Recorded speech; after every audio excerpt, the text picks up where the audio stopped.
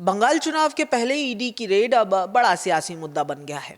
IUPAC पर पड़ी red के बाद से ममता बनर्जी गृह मंत्री अमित शाह पर हमलावर थीं, तो अब उनकी पार्टी के सांसदों ने दिल्ली में शाह का दफ्तर घेर लिया।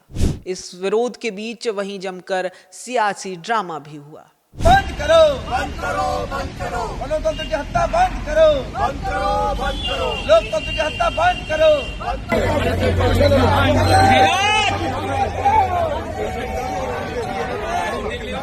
तस्वीरें जो अभी आपने देखी ये दिल्ली में केंद्रीय गृह मंत्री अमित शाह के दफ्तर के बाहर की है।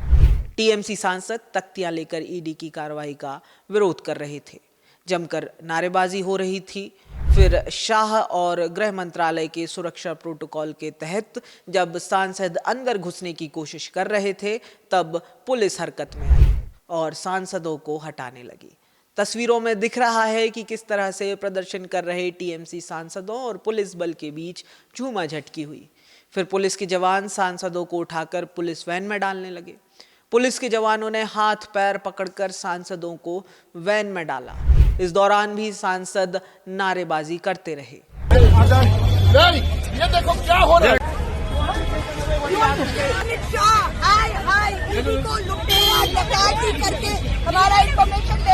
हिरासत में लिए गए सांसदों को पार्लियामेंट स्ट्रीट पुलिस थाने ले जाया गया।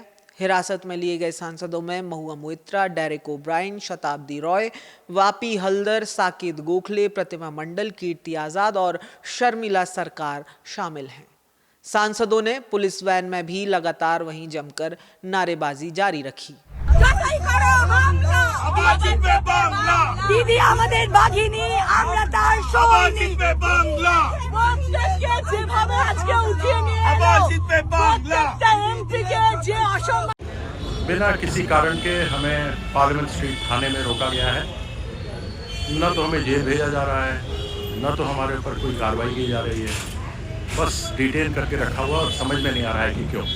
ये सारी पुलिस लगाई हुई है। हमने शांतिपूर्ण प्रदर्शन किया था, शांतिपूर्ण तरीके से यहाँ पर आए, लेकिन इन लोगों ने जिस प्रकार से हमारे ऊपर ये अत्याचार कर रहे हैं, अगर ये सांसदों के साथ हो रहा है, 8 सांसद हैं, तो आप सोच सकते हैं कि बाकी आम जनों के साथ क्या होता होगा। ये है सरकार बीजेपी की और ये है पुलिस। बता दें कि ये सब एक दिन पहले कोलकाता में एनफोर्समेंट डायरेक्टरेट की पॉलिटिकल कंसल्टेंसी फर्म आईपैक के दफ्तरों पर कोल तस्करी मामलों में पड़ी रेड के बाद हो रहा है। कोलकाता में कंपनी के दफ्तर समेत कंपनी के को-फाउंडर और टीएमसी के आईटी सेल के चीफ प्रतीक जैन के ठिकानों पर एनफोर्समेंट डायरेक्टरेट ने रेड की थी, जिसके बाद बंगाल के मुख्यमंत्री के उन ठिकानों पर पहुंचने के बाद सियासत गरमाई थी। ममता ने केंद्र सरकार और गृह मंत्री अमित शाह पर चुनाव के पहले उनकी पार्टी और उससे जुड़े दस्तावेजों को निशाना बनाने का आरोप लगाया था। वहीं ईडी ने ममता पर सबूतों से छेड़छाड़ का आरोप भी लगाया। Party hard disk, the candidate list, the party strategy, the party plan.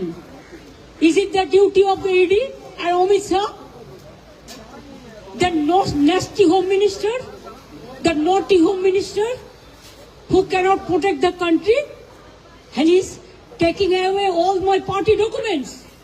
वैसे यहाँ बता दें 2019 के बाद से लगातार 7 साल में 7 बार ममता बनर्जी और सेंट्रल एजेंसियां आमने सामने रही हैं। वहीं इसी बीच ममता ने ईडी पर प्रतीक जैन और आईपैक पर हुई रेड के खिलाफ एफआईआर दर्ज करवाई है। शिकायतों के आधार पर कोलकाता और विधाननगर पुलिस ने जांच भी शुरू की है, तो वहीं ईडी ने भी हाई कोर्ट का दरवाजा खटखटाया है।